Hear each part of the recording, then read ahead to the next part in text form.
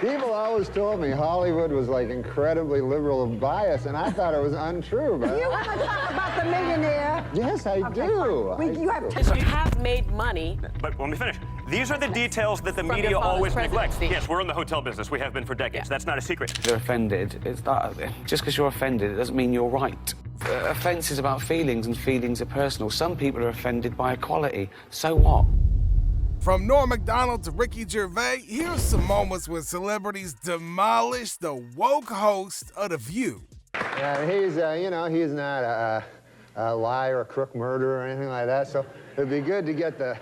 See, I think we should get the homicide out of the White House and get like a fresh start, because we don't want any more murderers. I think we should just go on to the next question. Oh. Norm Macdonald is a master of exposing fake hypocrites. Despite the efforts to shut him down, he couldn't be stopped. Just look how uncomfortable they are. It's fantastic.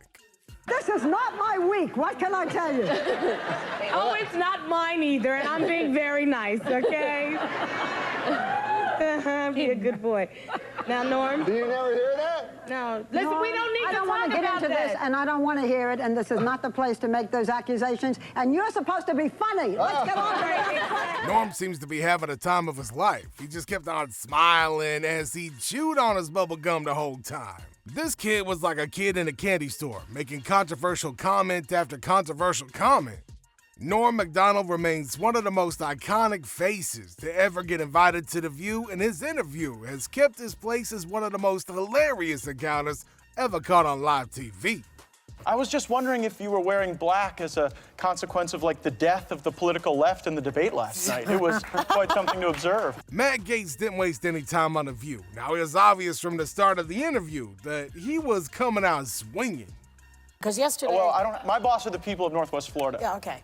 So yesterday, Trump... Well, don't dismiss them. It's the highest concentration of active duty military in the country. It's true. And It's I know true. Megan's Yeah. dad served there, so you can It attack is me if true. you want, but I'm don't not attack my attacking you. I'm constituents. asking you a question. Okay. Yesterday, Trump announced he's appointing another loyalist of his. Gaetz made sure he called out Joy when she tried to be dismissive of our men in uniform. Now, he wasn't having any of the side jabs that the host was trying to throw at him.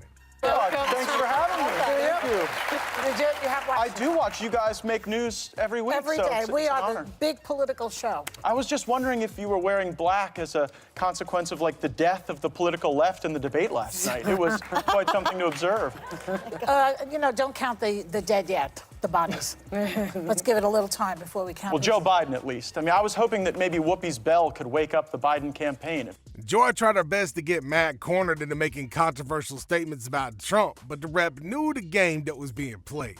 One of the things I think about, and one of the reasons why I'm on the show, is because of the comments that were made, frankly, on this show, that the only way for a young African-American kid to be successful in this country is to be the exception and not the rule. That is a dangerous, offensive, disgusting message to send to our young people today, that the only way to succeed is by being the exception. I will tell you that if my life is the exception... Tim Scott pushed back against the narrative telling kids and other members of the black community that they victims and ultimately disadvantaged simply because they black. Been 114 years. Yeah, so the fact of the matter is we've had an African-American president, African-American vice president. We've had 2 African-Americans to be secretaries of the state. In my home city, the police chief is an African-American who's now running for mayor. The head of the highway patrol for South Carolina is an African-American. Still exceptions. In 1975. Tim destroyed the woke narratives that they was trying to push, and he did it with class. Like, he wasn't gonna put up with none of that woke BS. People are hurting. Lives of working men and women across this country have gotten really hard. There's seniors who've seen their 401ks drop 20, 25, 30% in the last 2 years, who can't afford food and rent and their mortgage. They can't afford basic expenses. Now, this was the moment that Senator Ted Cruz brought The View to the reality of the hardship going on in the country. And despite the protests from the woke hens on The View, the senator kept at it. A lot harder. When you see someone wait in line to fill up the tank on their gas and they can't fill it up, they got to put $10 or $20 in. People are hurting, and I think if you look at the polls in pretty much every state in the country, inflation's the #1 issue. Crime is the #2 issue, and illegal immigration is the #3 issue, and in all three of those, Cruz wasn't going to have any woke narrative shoved down his throat as he came prepared to school the host of The View on the happenings in the country as a result of the flawed policies set in place by the Democratic-run administration, which he believed has set the country back. And next up, we got the iconic moment where Donald Trump Jr. went on The View and completely demolished all the hosts with his verbal beatdowns. You know, I've benefited from that as Hunter Biden has. The difference is we did that as a private company. When we got into international politics, the second my father won the presidency, he said, we will not do new foreign deals going forward. Trump Jr. didn't shy away from the fact that the Biden administration is riddled with corruption. He broke down just how much of that corruption the Biden family took part in, starting with Hunter Biden. Hunter Biden utilized his father's vice presidency to magically end up on a board in Ukraine with a language he doesn't speak on a business he knows nothing about for $83,000 a month. If I did that, you guys would lose your mind. The host of The View was not happy with his statements, but despite their attempts to silence him, he just kept on going against them and demolishing them. A lobbying firm with ties to the Saudi government paid $270,000 to the hotel between October 2016 and March 2017. Well, listen, let me thank God he's president. He knows how to make a buck. These are the details. The bottom line is you have made money. But let me finish. These are the details that the media always neglects. Yes, we're in the hotel business. We have been for decades. That's not a secret. When we take money from a foreign entity, in D.C., most of it's foreign entities, right? The government-related foreign entities, when they come, we literally stroke a check back to the U.S. Treasury.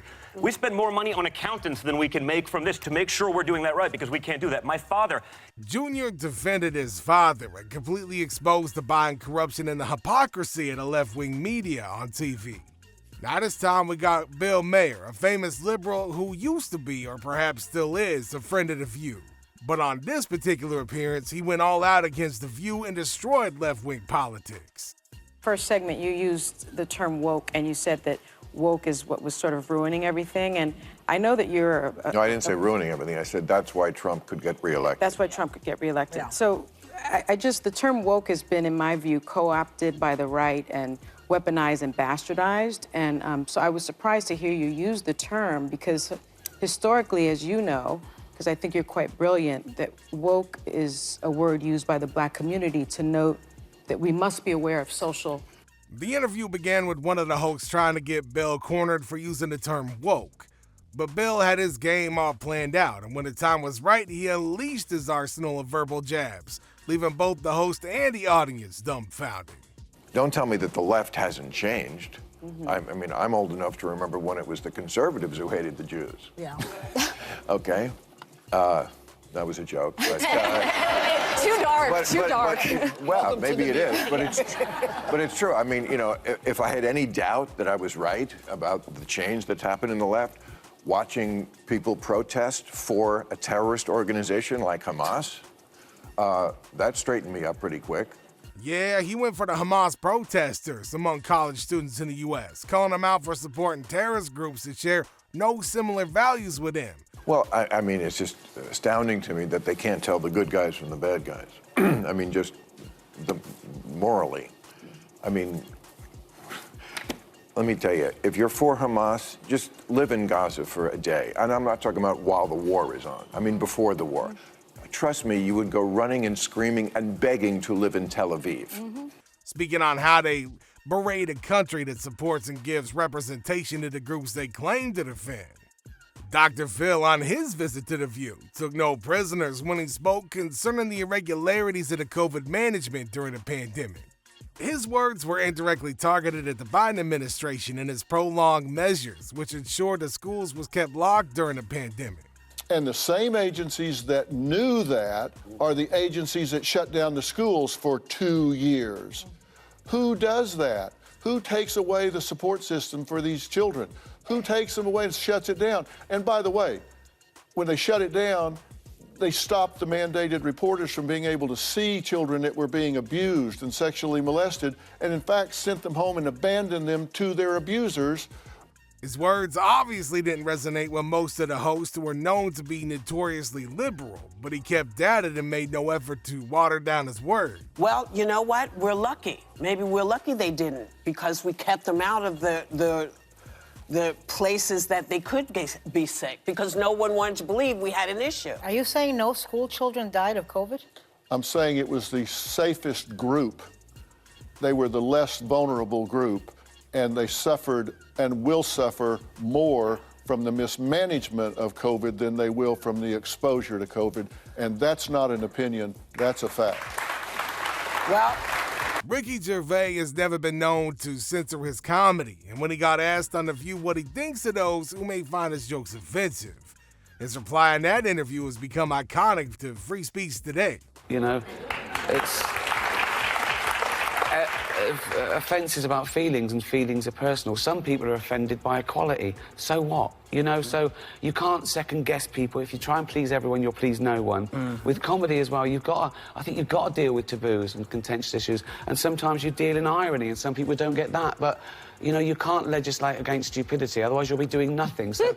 Yeah, he went on to talk about the need for everybody, especially the left, to understand that free speech is meant to polarize. And a world where everybody gets pleased by what is said all the time just can't exist. You should polarize. You should polarize because everyone's different. So, But this year you didn't host, and do you miss the fact that this was the Weinstein year? Oh, I was salivating. Finally, we got the infamous interview where Tulsi Gabbard went all out to defend herself against the controversial claim made against her and her comments on the left. And both the host and the audience was left in complete shock. And we'll get to that. I want to start with something that I think is also important about facts. Because recently on your show here... I was just going to get to that. Good. Helping you out. You want me to ask you the question? No, look, some of you have accused me of being a traitor to my country, a Russian asset, a Trojan horse, or a useful idiot, I think was the term that you used. Which basically means that I'm naive or lack intelligence to know what's going on. They use that. Joy tried to interrupt Gabbard several times, but she went all out in style, doing her best to remain calm, and she shamed the host. Here, because you and other people continue to spread these innuendos that have nothing to do with who I am. Well, Hillary Clinton started it, and then you shot back at her, boy. You called her the queen of warmongers. You doubled down, unfortunately, you doubled down on the baseless accusations that she made that strikes at the core of who I am. I'm a soldier.